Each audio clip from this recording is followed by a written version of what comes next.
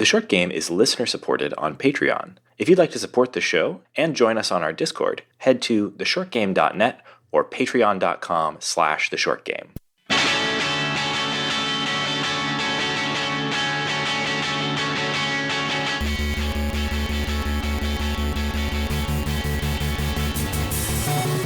Welcome back to The Short Game. This is a show about short video games, games that respect your time. I'm your expert at being alone, Reagan Kelly, and I'm joined by my co-hosts, Nate Heininger, Laura Nash, and social butterfly, Shane Kelly. And this week we are doing a bit more of a topic-based episode. I wasn't sure what we were going to talk about, so anything going on for any of you or in the news lately? Reagan, I was thinking, you're really like, this is your Bane moment, You're looking at everyone and you're saying, you have merely adopted the social distancing. I was born in it. Literally nothing has changed about my life, you guys. Literally nothing. This week we are talking about playing games in the time of COVID-19, of the coronavirus.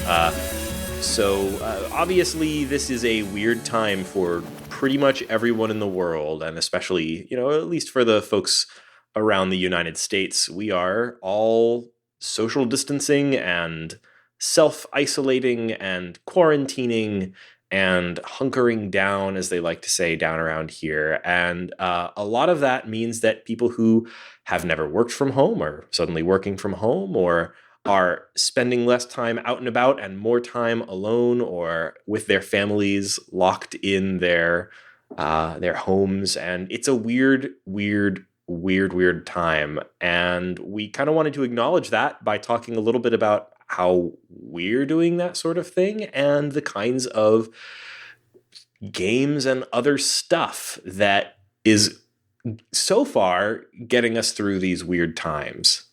I mean, I am always a fan of the indoor kid lifestyle, but I like balancing it with, going out and consuming culture. So I think for me, it's not just the, quarantine of, I live in New York City and yes, I'm fine. I have food. Times Square is empty, but I am fine. That is for my family listening. I am fine. I promise. They're very worried about me. Hi, Laura's mom. She's doing fine. Yes. But I have the attention span of a very small child right now because there's so much happening. So I am craving comfort food in all of my media, and also things like this, talking to friends over the internet. Yeah. Yeah, it is funny, like you say, Nate, that like I'm uniquely ready for this. And like yes and no, but I do kind of feel like I have spent the last several years, moving frequently and working from home. I've been working from home for 5 years, and I've moved frequently enough that, I've had to pull up stakes often enough that I've had to learn to engage in a social life that is extremely online.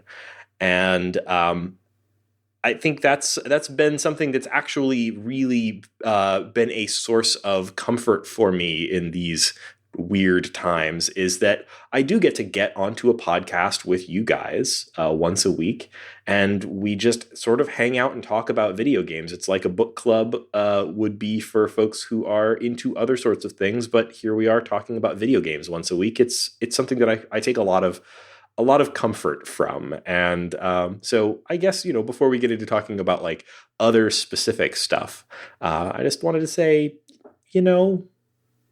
thanks, guys. Oh, well, and to branch off of that, I'd say that it's been really, really nice on our Discord, getting to talk to people around the podcast and what they're doing with their lives and game suggestions and how, what's going on is impacting them.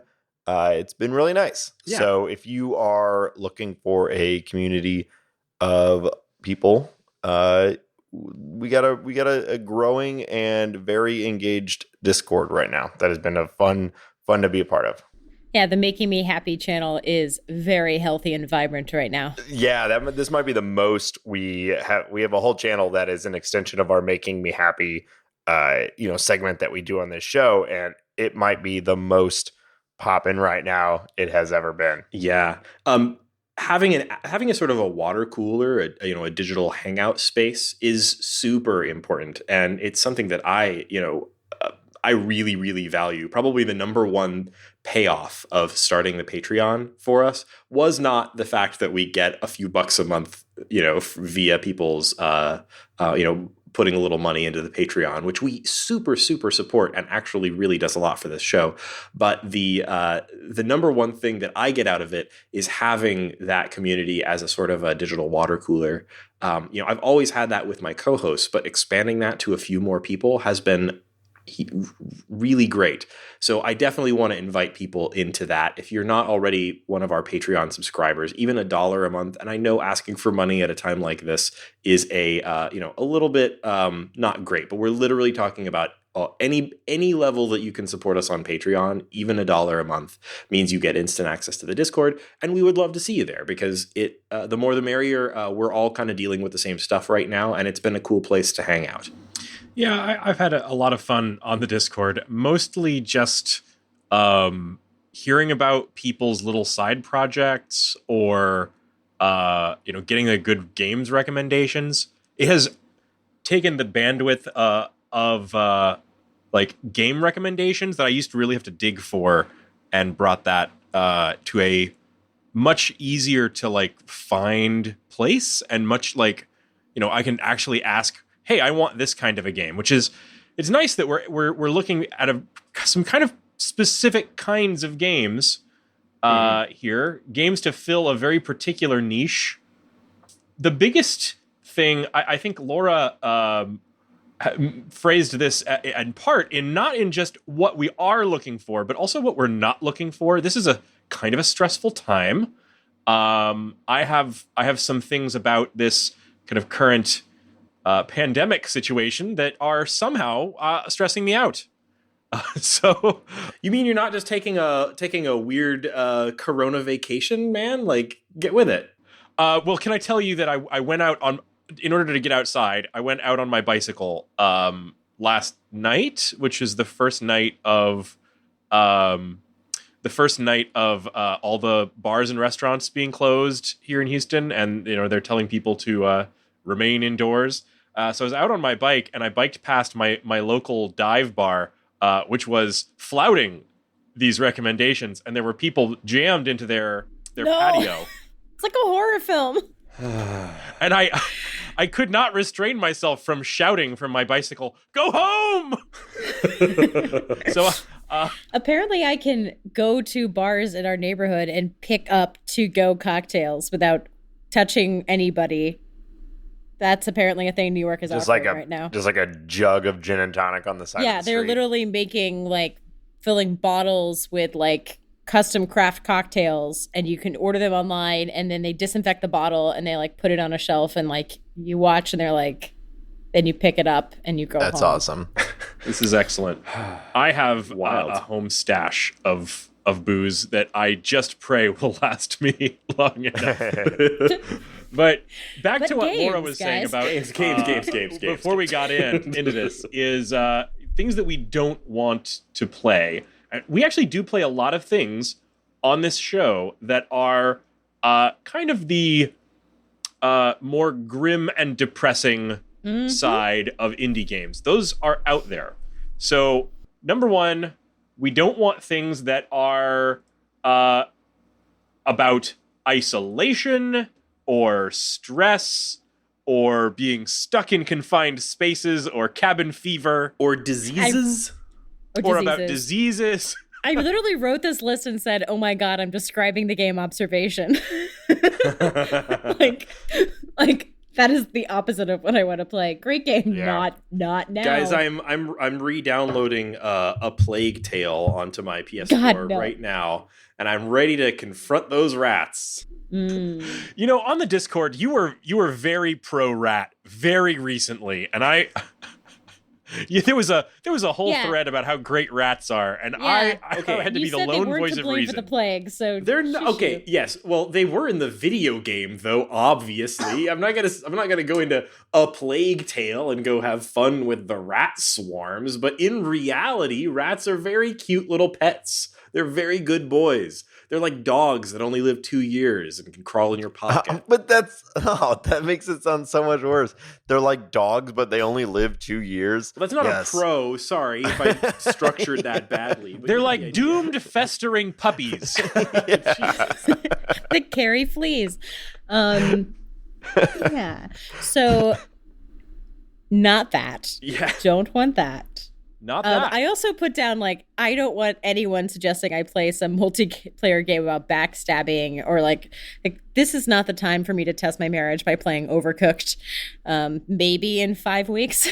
Yeah. Maybe once you've really settled into the rhythm of occupying the same space continually for almost the entire day. I think there's going to be a Maybe.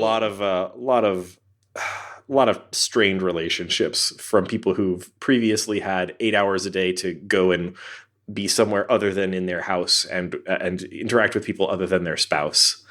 Yeah. I'm not speaking about my own spouse, who is lovely and also is of still course. working full time because she's a medical person. So Nice save. Yes, nice save, my wife Reagan. and I and my toddler are all working from home. My toddler in particular is working my wife and I quite hard. Yeah, I'm working from home, but that was something that was always an option, so it's not new to me. But I will say I'm now week 3 and trying to find ways to just stay active. I normally walk to work, and then I walk at my office, just like multiple miles a day, running around the office over and over and over. And now I'm just like pacing in my house, trying to find different ways to stay active. Oh, so Shane and I recorded an episode on Ring Fit Adventure. So I'm gonna. Right. That's one thing keeping me sane. I don't know if that box is still available, but I heard there were runs on it, and then people were like treating it like they are treating like toilet paper and hand sanitizer. So it may be hard sorry to get for your hands recommending a on game now. you can't play. But there's like Just Dance. There's other little Yeah, workout there's a ton of games things maybe like could try. My yoga studio has done online classes, and there's still stuff. But Yeah. let's talk games. Yeah. Absolutely.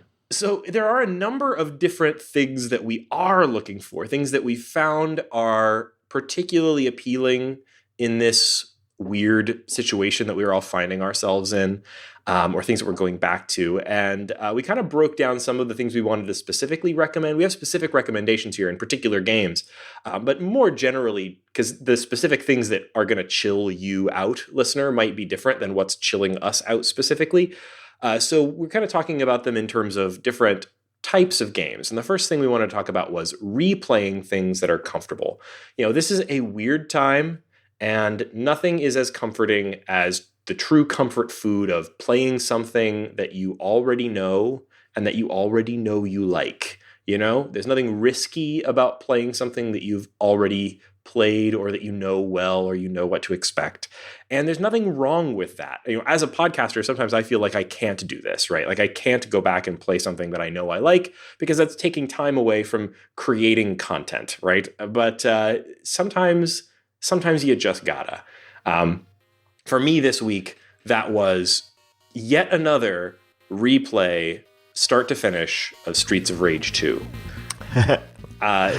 Streets of Rage 2 Great is game. like the most comfort food game in my world. There's almost nothing that I can just sit down and play the entire game from beginning to end and really enjoy, but not truly be challenged by, because let's be honest, like, it's not that hard of a game, and I know most of its secrets already, and, I'll probably run through all of my lives, maybe just before the end, or maybe I'll make it to the end of the game, but right in that neighborhood. And I've probably played Streets of Rage beginning to end a dozen Reagan, times. quick question. Axel, Blaze, Max, or Eddie? I mix it up, but mostly I play Max. Max. That is the coolest possible answer. Oh yeah, Max. Yeah, is, I was gonna say. Max of is course, the big guy. Of course, Max that was is the big heavy guy. He's like the wrestler style guy, and I like his special move. But mostly I just like his sprite. He's got like lots of really rippling muscles that are like done in really good 16-bit art. He's just cool. He's a big dude. Is our episode for that game still on the feed, or is that back in the catalog? That's an excellent question. I actually would have to double check in a podcast app to tell you, but we did do an episode on Streets of Rage 2, one of the greatest games of all time. By the way, Streets of Rage 4 coming out this year. I can't wait. We're definitely going to cover it. Hype. But I think it's still there, but at the very least, if you can't find it in your podcast app, you can go to the shortgame.net. Pro tip for all you short game fans out there, if you go to theshortgame.net and click the show notes link, there's a search box. I don't know why our WordPress setup doesn't let me put a search box on the front page or on any of the other pages, like the episodes page, which is kind of a more condensed list of episodes. But if you go to the show notes page, which has a kind of a blog style view of all of the show notes of all of our episodes, there you can do a search. And if you search for Streets of Rage 2, there you'll be. I think I can never allow a mention of that game to go by without talking about how much I love the soundtrack. The soundtrack was composed by a guy named Yuzo Koshiro, and I think it was the first game soundtrack that I picked up on vinyl.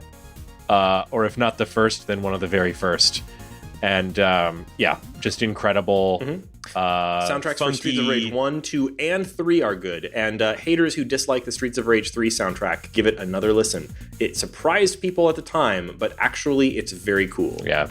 Well, I have also been going back and playing some of these older games. I didn't really go back and play something I'd beaten before. I wanted to kind of check something off of my bucket list, so to speak, which is I have always before the wanted inevitable to end. beat. Is that what you're implying? That's there? right, exactly. Mm-hmm. So when I was a kid, Reagan and I did not have an SNES, so I never had the opportunity to beat Super Mario World. But that was always the game that I would reach for when I would go to friends' houses and they had an SNES. So I am finally in the position to really play and enjoy that game, thanks to the terrific Christmas gift that Reagan gave me this year, which was a Mister retro game hardware, the cutting edge of retro gaming, and a CRT to play it on.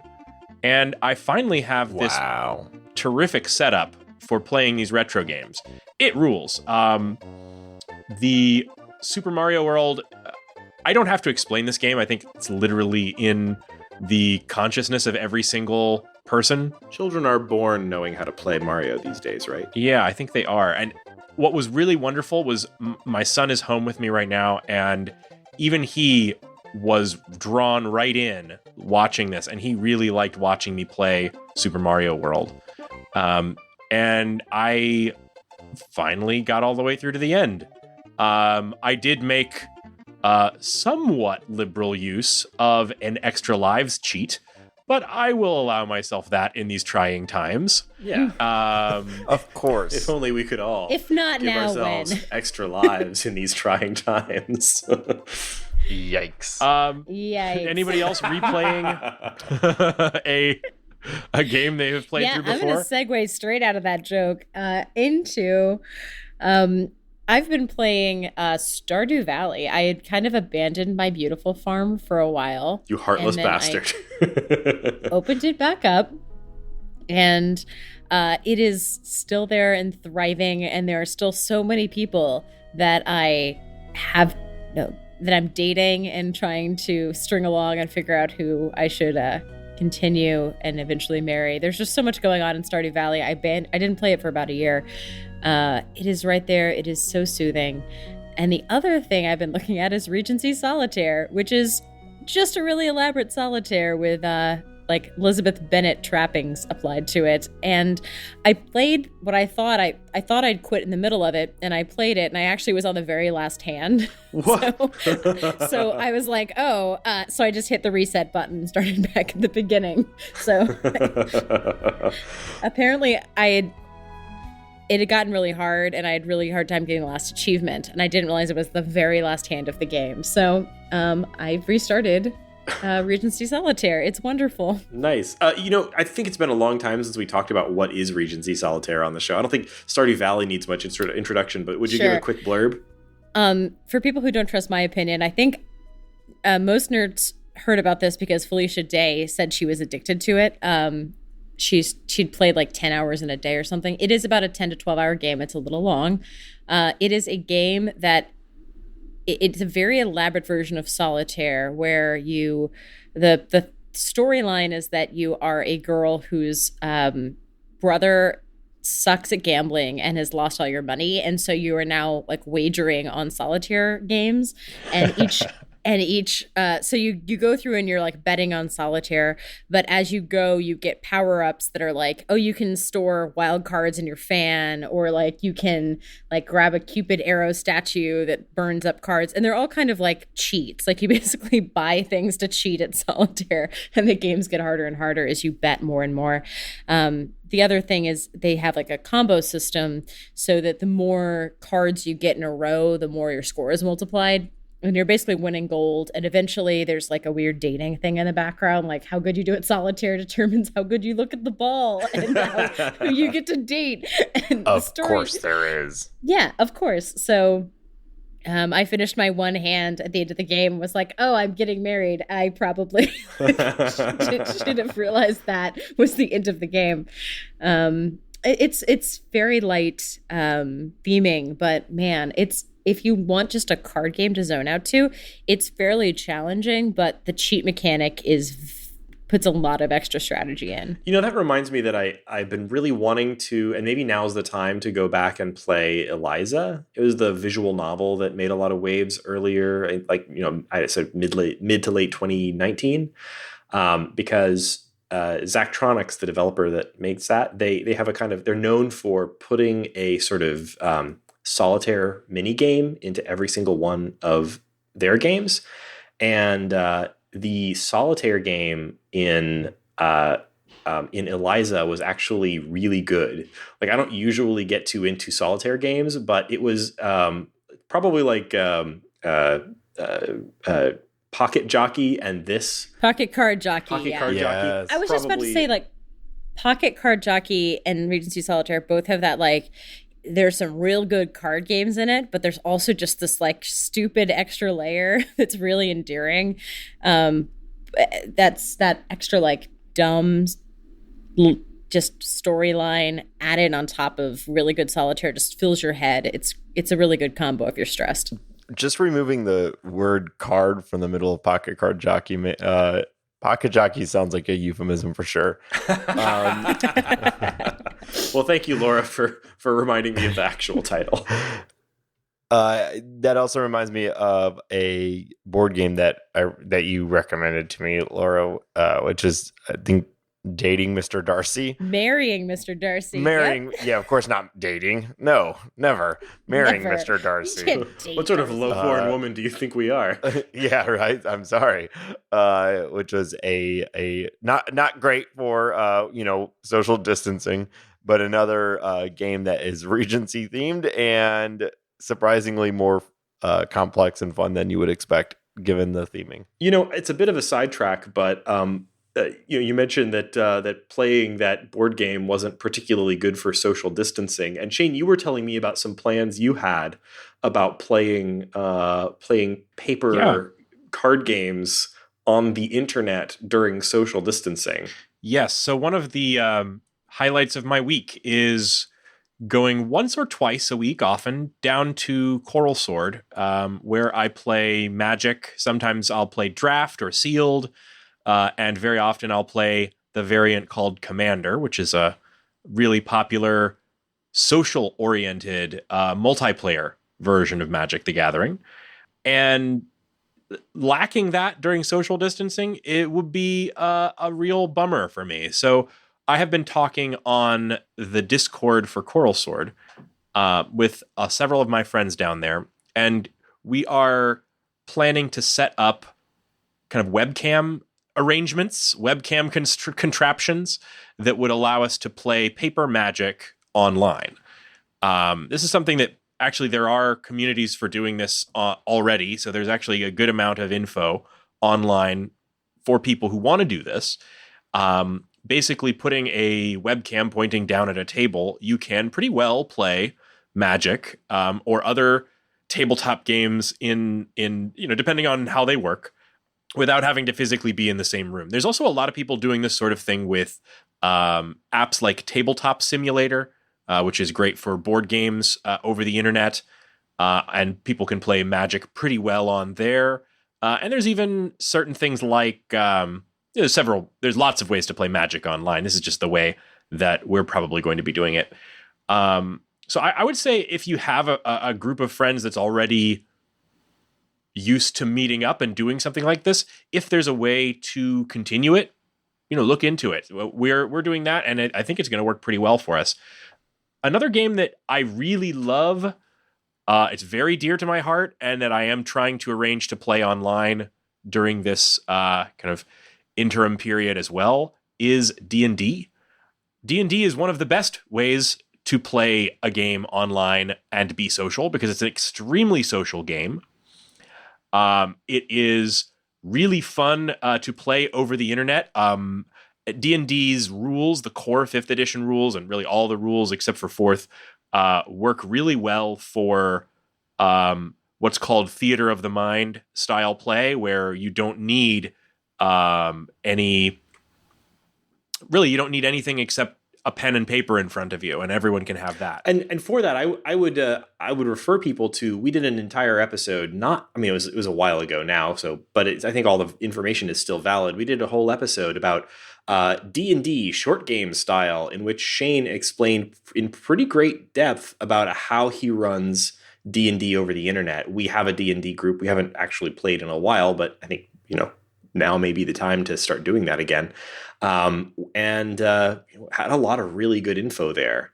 And also I should mention, Shane now has a D&D stream or podcast that is probably going to have to be on hold or rethought in terms of how you guys are presenting it. Yeah, we're figuring that out. We might still do something. I might just really carefully wipe down the desk down at Coral Sword and see how we can make that work or something. But maybe I'll stream it here get on Skype. But yeah, we're calling it Dice Advice, although the real thing you'd have to search for is the Coral Sword Twitch stream. And it's just myself and my friend Mac, and sometimes other guests. And we talk about D&D and talk about, take questions from the audience and look up kind of common FAQs and play little games and talk about our games and have some fun. Yeah, there's VODs of that on the Coral Sword Twitch channel. Yeah, Shane, I have had an in-person D&D game going for a while now that I DM, and this coming week tomorrow, we are going to take our first attempt at doing it all over Skype. We're really trying to take this thing seriously, even though normally I host it at my house. We are going to have everyone stay at home and Skype in, and I'm not worried about it because with you DMing for us, we have done D&D over Skype for like 5 years now. So I know that it can be successful and go well. It's obviously not as, engaging as in-person D&D, but I still think it's going to be a lot of fun. Mm-hmm. Well, Shane, I'm sorry that your local hangout is closed, but one of the other things they are open. I should say they are open for takeout. Yes. So you can go by and pick up a board game and get a coffee, and I would encourage you to do so. Support local businesses in these trying times. Yes, actually, that's an important point. It's not lip service. If you have local businesses that you value, find out what they're doing to sort of bridge the gap and do what you can to support them. It's important to make sure that these places that we value are still there when we all get out of our holes. But what I was going to say, Shane, was that we are probably most of us, looking for places to hang out and chill. And some games kind of can provide that in terms of like giving you a space and a certain vibe. And I wanted to talk about a few of those that we could potentially recommend. There's a few that we've played recently on the show. The one that I particularly wanted to mention is A Short Hike. We talked about it a few times on the show. First time we talked about it was in some depth on our Bird Week episode, if you scroll back in the feed. But it's in the news again because as we're recording, literally like an hour ago, it won the Seamus McNally grand prize at the IGF Awards, which is stunning given that this is a small game by a single developer. It's a real sleeper hit. Like, it didn't get a lot of It is a sleeper press. hit. It took a while to sort of build steam. Yeah. So I'm really pleased that it found its audience it came out 6 months ago, and I don't know if it even really sort of found a large audience until really late 2019. It's also free right now in the Epic Games Store, so hey. By the time you hear this, unfortunately, it probably won't still be free. But True. hopefully you grabbed it for free on Epic Games Store, and even if you didn't, it's on itch.io, the Epic Games Store, and I think Steam now as well. It's on all three, and I think it's like $8, and it's 100% worth that time. We did a whole segment of an episode on it, so I'll refer you back to that rather than talk it out endlessly. But the short pitch is that if you like the sort of chill animal people having friendly conversations vibe of something like Animal Crossing, but you want something that is 2 to 3 hours long and has more direction to it while still letting you wander, it's that basically, and it's lovely. It's just truly lovely. Anybody want to talk about any other sort of chill hangout games? I do just want to comment. I am going to go ham on some Animal Crossing. I was planning to not jump on 100%. Animal Crossing. I was like, I don't have time to play Animal Crossing. Oh man, I wish I had time to play. Apparently, this is the time. This is the place. This is the time.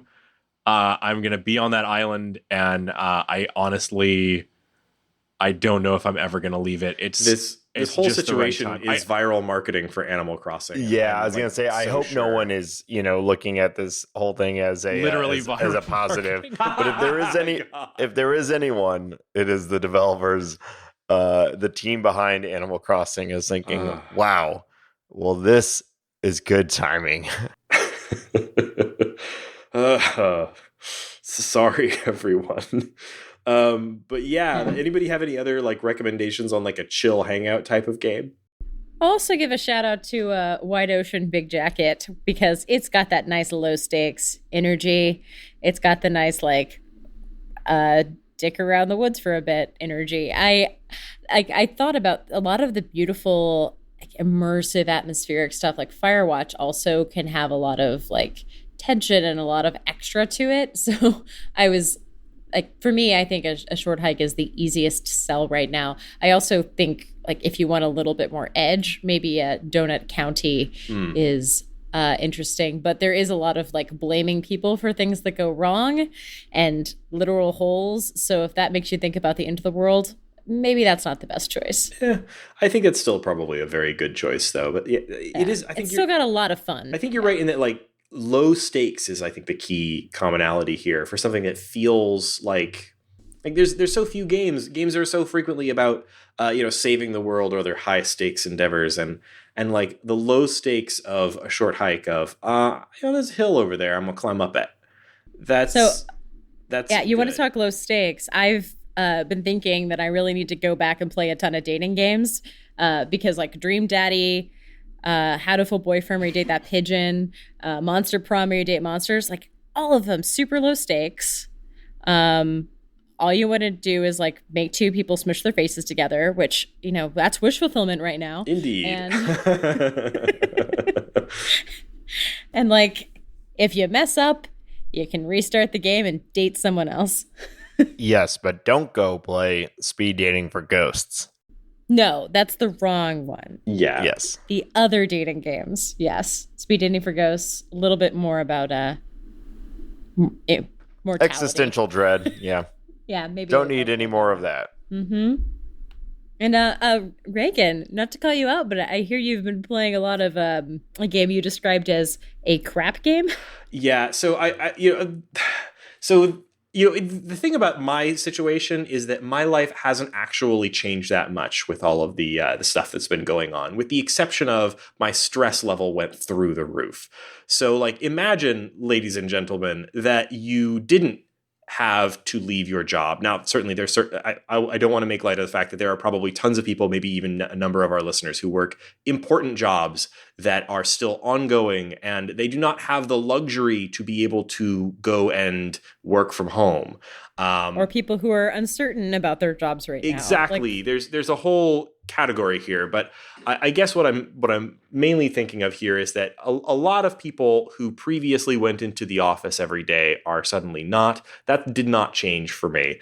And in fact, almost nothing about my actual day-to-day really changed, except that suddenly I am checking Twitter too much, looking at the news about a slow-moving car crash that's happening across our entire country, and wondering about how to do things like, well, I'm moving this week into a new house. How do I do that when everything is shut down? Or how is my daughter's daycare going to stay open? Or all of the other little stresses.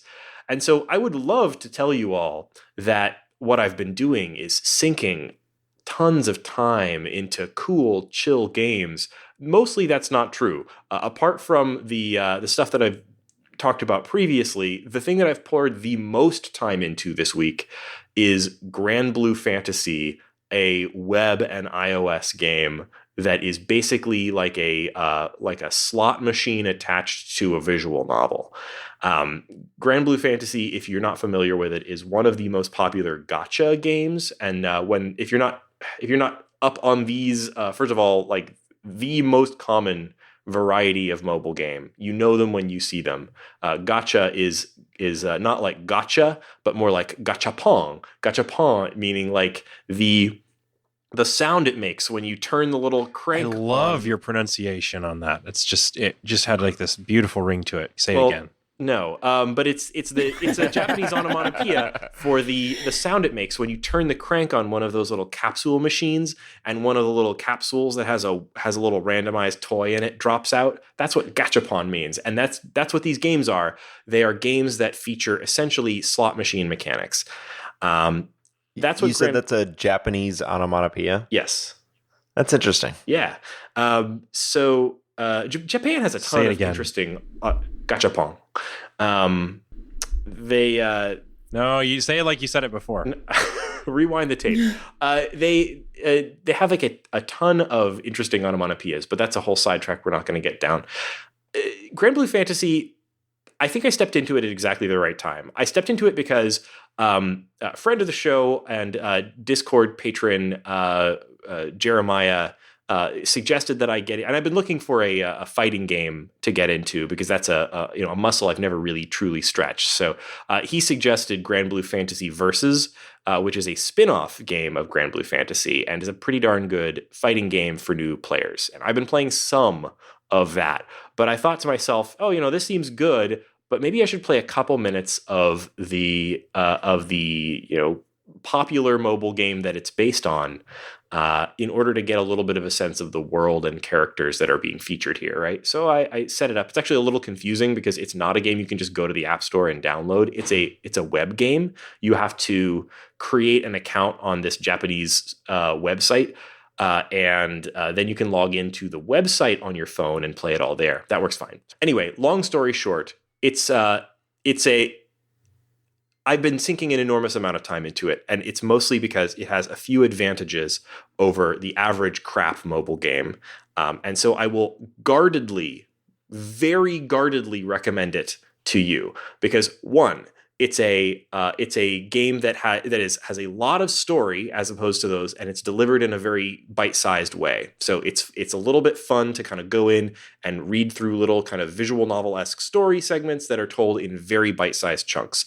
2, it is a slot machine that you can't put money into unless you have a Japanese credit card. So this is a very helpful aspect to it. I know that I'm not going to be wasting money on it, and so anything that it does that is exploitative, I can pretty much ignore, because I literally can't give it money without jumping through some hoops that I don't want to figure out. Excellent barrier.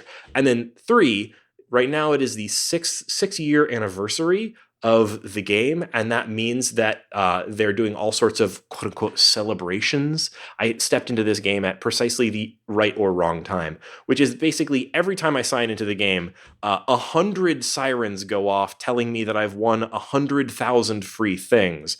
And once I'm done finally dismissing all of the stuff and doing all of the scratch-off tickets and the free slot machine polls, et cetera, and I've dismissed all of that stuff, with doing no work, my like RPG team is so overpowered that every boss is a 3-click and done kind of thing. So it's a time where if you want to get into this game, you won't have to think about it at all.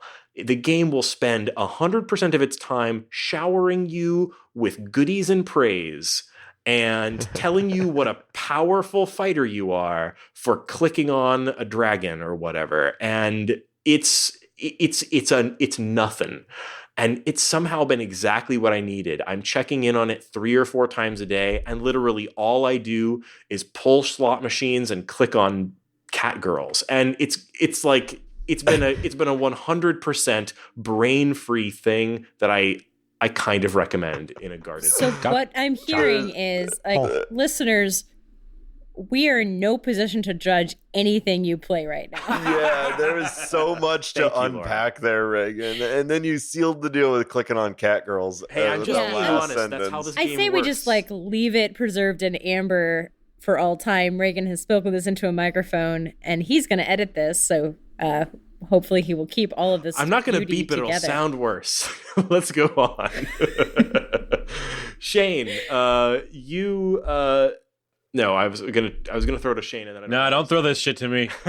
You can throw this to me for actual thinking. Okay, Laura, help me out here. I just talked Get about me out the of this most mindless piece of crap game that I'm sinking really unseemly amounts of time into right now in order to occupy my damaged brain. Laura, your brain is working properly. What are you doing with it? I can't say it's working properly, but I will say it has been very good to do some puzzles right now, because puzzles have answers and endings, and they're often funny, and you do something, you get a funny answer, and it's great. And for people who haven't heard me go on my spiel before, I don't mean like jigsaw puzzles. There are puzzles that nerds have created that are, if you like crosswords, if you like Sudoku, if you like that kind of mental energy, there's some really creative people out there making puzzles that are, they might involve cards, they might involve flags, they might involve pictures, they might be drawing lines together. There's, you think of, it's almost like Escape the Room, but the answers don't have to be 4-digit number codes. So there's a lot more inventiveness. And if you still don't have a clue what I'm talking about, it's okay. There are 2 things I really want to recommend if you're just looking for something that is going to take some mental energy but not be heavy. Like, that's what puzzles do. They're brain filling. You feel like you've been productive, but you don't really have to focus on anything for more than like 30 minutes. Like working from home. Yeah. And I mean, so if you don't have a printer, there's an app called Pizzazz that's with 2 Z's. We'll link it in the show notes. And it's this great puzzles app. I do the New York Times crossword through it, but there's a lot of books where you can do like crosswords or cryptis or Sudoku or things like that. And there's a book in there called The Year of Puzzles, which someone did a Kickstarter. It was for 1 puzzle every month and then an extra at the ending. Weirdly, the Year of Puzzles ended up having 17 puzzles in it because she kept writing more. But it's like $3 and they're all really inventive and interesting. It's as if you're the spy running around and there's crossword puzzles dropped. Don't ask me why. But if you do have a printer, I will say there's an event that is hosted locally called Puzzled Pint that's shut down. I mean, it's a night that it's at bars and you go, it's the puzzles are designed to be solved in about 2 to 3 hours while you're drinking. So they're very good for newbies. And they've put all of their archives online. There's literally 5 years of monthly puzzles. And what's really fun is they're all themed. Like there's a Nico Itzumi puzzled pint. There's a Star Trek puzzled pint. There's Harry Potter ones. There's like literally anything you want. There's a theme of it. And you do 4 or 5 puzzles that are easy. All the hints are online. So if you're stuck, they have tiered hints for every puzzle. And there's the solutions. So like if you feel like you've been useless, this is a really nice thing to do. Justin is still, he's essential personnel, my husband, so he has to go in and check his lab every once in a while. So I had him print out a couple from a theater-themed one, and we did them, and they were very fun. You feel like you're a genius just for getting through one. But remember, they were built to be done while drinking beer, so nothing's going to be too hard. I actually was throwing out that Patreons, I could run a little puzzle hunt over the Discord. That sounds awesome. We can all solve these I'd together. be very into that. Yeah, we're definitely looking for ways to basically to move some of our friend interactions online, and the Patreon Discord. The Discord has been great for that, and so we've had some ideas for different things that we could do on the Discord. We talked about potentially doing some audio hangout, just sort of the word I don't know what the word thing to call this is, but we're just sort of having some set hours where we would people could drift in and out. Hours. I was going to say office hours exactly, but I was also going to say like that sounds really lame for something that's supposed to be fun and social. Discord and chill. Yeah, basically that. So just some little too sexy. Some time where we'd set aside where we'd be hanging out in the Discord and chat with each other and our patrons in a kind of a low key kind of way. Running a puzzle hunt would be a great thing to do during that or as its own thing.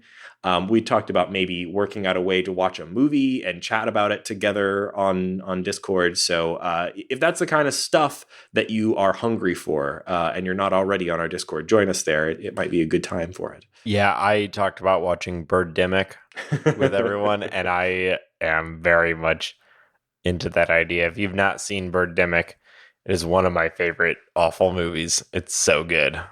Can be the next Bird Week. To be clear, the title is not about a pandemic caused by birds. No, it's not like a bird flu or anything. Birds. They just couldn't call the movie The Birds because it was taken. Yeah, it's literally a knockoff of Hitchcock's The Birds. But yeah, that's a good point. We'll have to. Yeah, I mean, if you want to simplify it.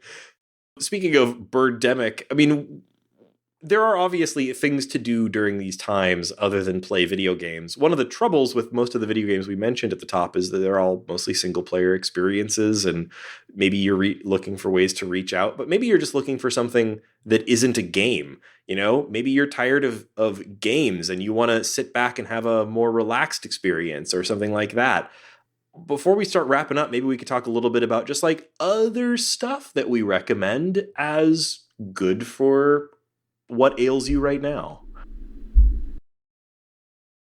Well, I talked about a few episodes ago about making pizza. And yes. I will continue to recommend making pizza. What's nice is that you can buy the supplies in bulk. So you only really need to go to the grocery store, one time, get your nice double fine flour, get yourself some San Marzano tomatoes, get some mozzarella, whatever your toppings are, and check out a book called The Elements of Pizza. And baby, you're in Pizza Town for as long as you want to be there. You can make so many pizzas off of one bag of flour. It's been a lot of fun. getting better. I still can't. I keep making these really beautiful looking, like pizzas before they go in the oven, and I keep botching the handoff. I keep going from the pizza peel onto the pizza stone. I keep flubbing it, and my shape's getting all messed up. So it's really disappointing because it's literally the last step of the pizza making. But you know what? Practice makes perfect, and I'm going to continue making pizza. And if you're in the St. Louis area, come by maybe, and I'll make you a pizza. Just give me 3 days notice so I can make the dough and get it in the fridge. Yeah, and then leave the pizza on the porch, and we'll contactless delivery. Wave to each other through the glass. I was going to recommend. So I've actually think I've mentioned this at least once on the podcast before, but it's been a while. When I was stressing out. Right at the start of all of this, I made the incredibly foolish choice to watch the movie Contagion. People were talking about it on Twitter. I hadn't seen it in years. I'd literally thought about watching it a little while before that, and I thought, yeah, things are in the news. I'm just going to watch Contagion. Don't do that to yourself. And I needed essentially an antidote to Contagion. I was trying to rack my brain about like, what could I watch that is, familiar and comfortable to me, something that I already know, and that would put me in a headspace that will be the kind of chill that I am hoping to achieve. And the thing that I landed on was rewatching Laid Back Camp, which is an anime that is available on Crunchyroll. By the way, if you don't have like a Crunchyroll subscription, first of all, they have a free trial that you can do. You can probably watch all of it during the trial, or you can just watch it with ads for free, which is a nice feature of Crunchyroll. Their ads are annoying, but hey, maybe you can suffer through it. But Laid Back Camp is lovely. It's a 12-episode anime series about the joy of camping and outdoor cooking. And the characters are a girl who likes to camp alone, but she joins a camping club with other people who like to camp together. And it's about how both types of camping are valid and good. And every single episode focuses on things like, here are some interesting camping tips, or here are ways to really enjoy the outdoors, and all of them focus on, here's delicious food that you can prepare while you are camping. And nothing has sort of transported me to sitting around a campfire and, making s'mores or cooking some delicious food and eating it while looking at the stars like this show. So that is my highest recommend for if you want something chill to watch on your television that isn't a game. Laid Back Camp. It's great. And I've got some almost catatonically chill choices for my picks. I was super stressed out because I had what I think is an unrelated illness, but who knows? And so I've basically been quarantined already for several weeks. So I have found some very British comfort food for people who like Great British Bake Off. Someone recommended watching The Great Pottery Throwdown, where they make pottery. And I didn't actually watch any of that because I quickly found out there was something called Portrait Artist of the Year, which is a portrait painting competition. And let me tell you, nothing is calmer than basically each show, 9 people enter with self-portraits. They talk about how good the self-portraits are. And then they divide into 3 groups each, and they paint a celebrity, which you may or may not have heard of if you're not British. And then most of the episode is them painting their portrait over 4 hours and just watching people paint, and they're talking about their process. And then at the end, each celebrity picks a portrait to take home, and then they talk about the winners, and someone gets to be a finalist. And it is beautifully calm. I've never seen a portrait being painted. So seeing paint go down on canvas, seeing people block out, people talk about their decisions is just engrossing enough that I'm perpetually interested. But man, it is so calm. And many seasons are on YouTube. So if this sounds at all interesting to you, it is just basically like taking a sedative before bed. I highly recommend it. And if you want something more energizing, There's also a historical food show called The Supersizers Go that's just funny, turn off your brain, like let's eat food for a week from the Elizabethan era and figure out what it does to my bodies. But like that is a certain amount of energy I don't have right now. Like that's like if you need energy, that's my pick. Supersizers Go. It's got Sue from Great British Bake Off on it, and she wears funny costumes. If you want calm down, Portrait Artist, energize, watch some people, eat all the food from the 80s. And like in the 20s, for example, she wakes up for breakfast and she's given a diet pill and she's like, what the hell is this? Very good. For the for what you're saying from the Portrait Artist actually brings up something I've been doing that has been super relaxing. And that is I've picked up my iPad and really gotten back into drawing with the app Procreate. I guess I could just recommend drawing in general. But the digital art app Procreate for the iPad is a really wonderful drawing tool. And I've redone my Twitter avatar. I've been doing lots of little sketches. And I'm really enjoying sitting with my son, who's now about 2.5. And the really excellent thing for him is he has... letting him pick what I draw, because now I don't have to worry about what I'm drawing. He just loves to watch me draw. Right now, his thing is he wants me to draw what he calls monster daddies, which is just monsters, but they're I guess daddy monsters. So I'll sometimes draw a little baby monster with them. Anyway, super fun, super relaxing, and also keeping my son occupied. Laura, your recommendation of watching paintings be made reminded me of a YouTube channel that I've watched a number of videos of recently, and also fits the bill as something very chill that I would recommend checking out.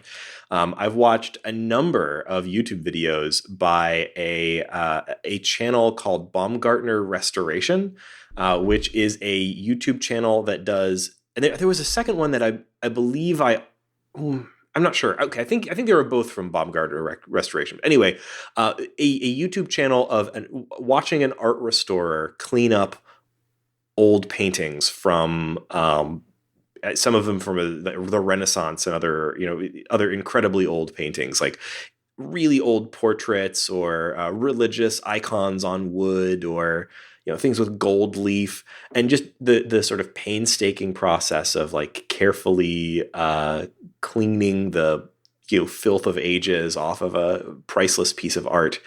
And that is very chill. It's like the weird inverse of a Bob Ross, but it's like a really good watch if you want something very chilled out to watch on YouTube. Highly recommend that too. Yeah.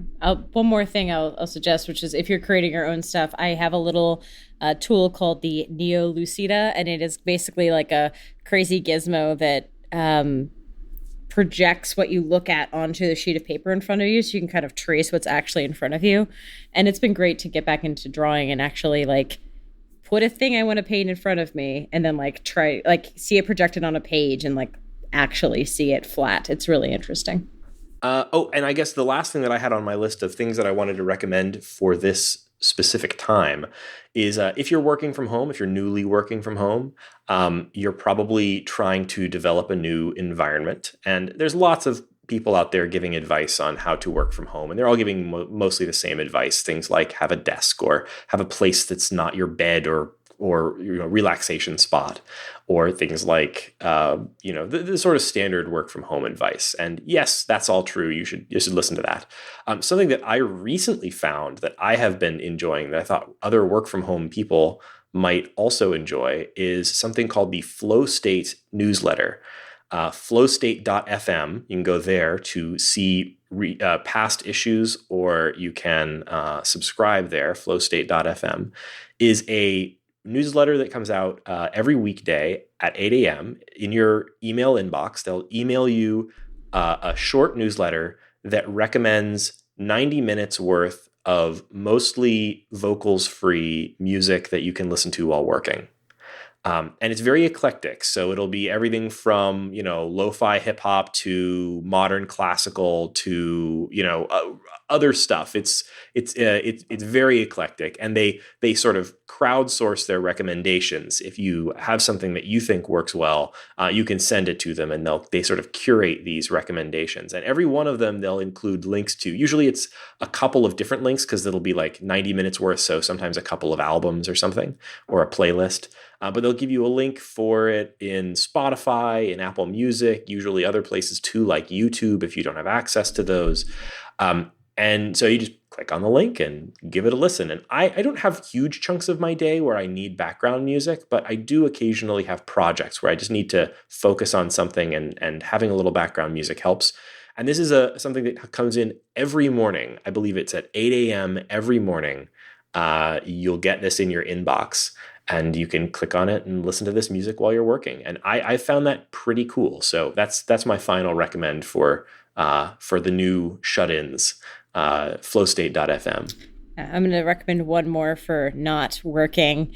If you need to just relax and watch someone else play video games and you're looking for some Twitch streamers, I will say that Justin cannot get enough of Mario Maker streamers and wanted me to suggest the Dragon Feeny. I love her. She's really just very, it's like if a stoner girl just played Mario Maker all day. I don't know if she's actually a stoner, but she gives that vibe. And then if you want to watch someone just do impossible levels, The Beast 721 is pretty family friendly. I mean, you can never call any Twitch streamer 100%, but he is, of the people doing difficult, impossible to get through levels, he is by far the cleanest. If you're which I think you need right now, because if your kids are running around and you're trying to watch something, like finding a relatively clean streamer is needle in a haystack, and both of these are pretty clean. That's a very good point. Very good point. And I suppose also on that list, I don't think he's streaming it right now, but I would recommend Patrick Klepek of Waypoint has a Twitch channel and did Mario Maker morning streams I think it was every Monday morning for a long time, and a lot of the VODs are still available. And he also had a strict clean policy on those. So if you're looking for somebody to pull up who has a long back catalog of Mario Maker streams that are, clean if you have kids in the room, and his whole thing was playing so that all the money he made through streaming was going to his daughter's college fund, and it was all very, very family friendly and wholesome. So I would recommend that. He was doing great stuff there. I think he's moved on to streaming something else now. Yeah, it's just like everyone gets Mario, so there's not a barrier to entry like a lot of streamers do. Oh, yeah, so totally. It's another good, like, you can instantly look at it have to and think know about what's it. happening. Exactly.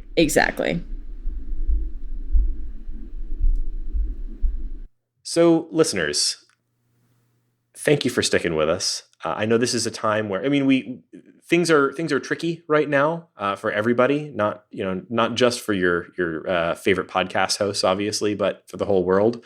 We wanted to get something out this week because I think it's important that people have. We're a small podcast, but I think there's something important about providing entertainment in these times, and we're really going to try to keep bringing the show out on a reasonable basis. Not that the situation changes much about our podcasting, but things are complicated for everybody all over right now. But we're glad that you're sticking with us, and we're going to try to stick with you too. So expect the podcast to continue essentially as normal. And if you have games that you are interested in or that you want to hear us talk about and play, we would love to hear from you. The best way to do that is via our Discord. So if you go to patreon.com/theshortgame, you can support us, and all of our patrons at any level, $1 a month or higher, get immediate access to our Discord, where we chat about these sorts of things. And we've been talking about that throughout the show, so you've got the idea. Please join us there if you can. And of course, you can also reach us on Twitter @_shortgame, or at our website, www.theshortgame.net, where we've got a contact form. We'd love to hear from you there too. You can also find me on Twitter @RayganK. That's RayGanK. I'm doing everything I can to spend a little less time on Twitter right now, but I'm still there, and I'll get every notification if you hit me up. Laura, where can people find you? You can also find me on Twitter at Laura J. Nash. And Shane, where can people find you? Also on Twitter at 8BitShane. And Nate, where can people find you? In this room, seemingly for the rest of my life, and also on Twitter at NateSTL.